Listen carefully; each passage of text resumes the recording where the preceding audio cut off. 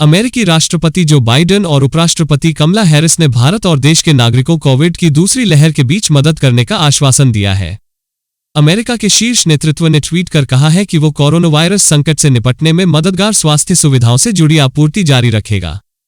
Biden ने एक tweet में कहा, जिस तरह से भारत ने संयुक्त राज्य अमेरिका को जरूरत के वक्त मदद की, इसी तरह से हम जरूरत के समय में भारत की मदद करने के लिए दृढ़ हैं।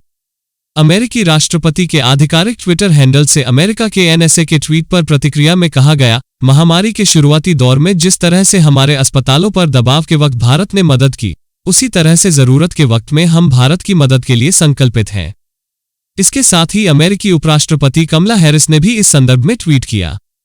हैरिस ने लिखा, मदद करने के साथ ही हम भारत के नागरिकों और साहसी स्वास्थ्य कर्मियों के लिए भी प्रार्थना करते हैं।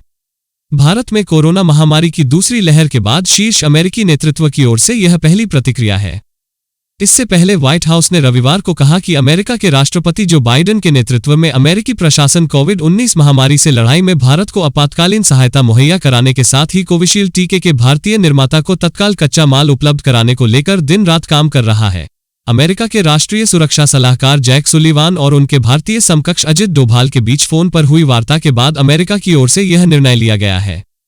दोनों राष्ट्रीय सुरक्षा सलाहकारों की वार्ता के बाद व्हाइट हाउस की राष्ट्रीय सुरक्षा परिषद की प्रवक्ता एमिली होर्ने ने कहा, जिस तरह भारत ने अमेरिका में उस समय सहायता भेजी थी जब हमारे अस्पताल महामारी के शुरुआती दौर से जूझ रहे थे, इसी तरह अमेरिका भी जरूरत के इस समय में भारत की सहायता करने को प्रतिबद्ध है।